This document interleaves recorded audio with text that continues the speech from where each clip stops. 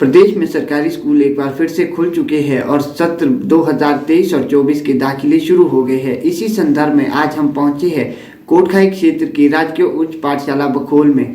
जानेंगे किस तरह का माहौल यहां पर है और स्थानीय स्कूल प्रशासन को किन किन समस्याओं का सामना करना पड़ रहा है।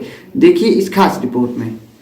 जिस तरह से वर्ष 2023 और 24 के लिए दाखिले शुरू हो चुके हैं, तो स्थानीय पाठशाला प्रबंधक की किस तरह की तैयारियां हैं?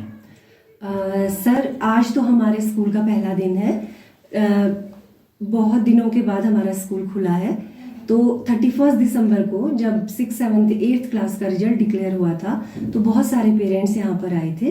तो उनको इस बारे में गाइडलाइन दी गई थी आगे की एडमिशन्स के लिए, ताकि वो अपने आसपास का जो उनका एनवायरनमेंट है, जहाँ पर वो लोग रहते हैं, उस क्षेत्र के लोगों को जागरूक कर सकें।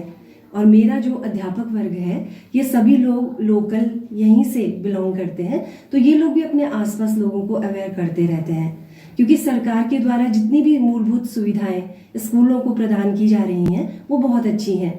तो लोगों को उस बारे में अवेयर करना ज़रूरी है कि सरकार क्या करती है बच्चों के लिए। 6th to 8th क्लास के बच्चों के लिए देखिए सर, फीस नहीं है। इसके अलावा उन्हें निःशुल्क वर्दी दी जाती है, निःशुल्क बुक्स दी जाती हैं, और इसके साथ साथ मिड डे मील का प्रावधान है। 6ठी से 8वीं के बच्चों को दोपहर का भोजन दिया जाता है, और बहुत सारी सुविधाएं सरकार की ओर से जो लगातार दी जा रही हैं। सर, वेल क्वालिफाइड स्टाफ है, तो हमें इस तरह की कोई परेशानी नहीं है। लेकिन पिछली बार प्रमोशन लिस्ट निकलने से हमारे स्कूल के टीजीटी नॉन मेडिकल सर चले गए लेक्चरर बन के, तो उनकी वजह से हमारे को बहुत ज़्यादा परेशानी हो रही है। पीईटी जो है, उनका पद भी हमारे स्कूल में रिक्त है। तो मैथ्स के कारण तो बच्चों का बहुत ज़्यादा नुकसान होता है। और सब्जेक्ट तो फिर भी पढ़ाए जा सकते हैं, लेकिन मैथ्स थोड़ा सा टफ हो जाता है पढ़ाना। हमारे जितने भी टीचर्स हैं, इन्होंने पिछला साल तो सारे टीचर्स ने बहुत ज़्यादा कंट्रीब्यूट किया है। सभी लोगों ने, जिसको भी जो चीज़ मैथमेटिक्स जिसका क्लियर था, उन्होंने क्लासेस को पढ़ाया है। लेकिन अभी इस साल बड़ी प्रॉब्लम हो जाएगी, क्योंकि बच्चों का सेशन शुरू है, तो शुरू से ही, और मैथमेटिक्स में बच्चे डरते भी बहुत हैं, तो टीचर्स का होना बहुत ज़रूरी है। सर, मैं उनके उज्जवल भविष्य की हमेशा कामना करती हूँ। और साथ ही साथ अभी बोर्ड के पेपर होने वाले हैं, 9th से लेकर +2 तक सभी के होने वाले हैं। 9th और +1 के होम एग्जाम्स कम बोर्ड के हैं वो। अदरवाइज मैं उनके लिए यही संदेश देना चाहती हूँ कि इस समय तो वो अच्छी तरह से अपनी पढ़ाई करें, ताकि वो अच्छे मार्क्स लेकर अगली क्लासेस में जा सकें। और दूसरा मैं ये भी कहना चाहूँगी कि ये जो सेशन हमारा शुरू हो रहा है, इसमें हम हमेशा ही बच्चों के प्रति जागरूक रहे हैं, क्योंकि हमारे यहाँ विभिन्न प्रकार की कमेटियाँ बनी हैं जो बच्चों को समय समय पर विभिन्न प्रकार की जानकारियाँ देती रहती हैं।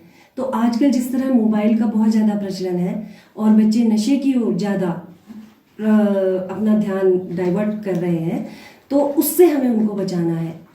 मोबाइल एक समय में नेसेसिटी था, पर अब नहीं है।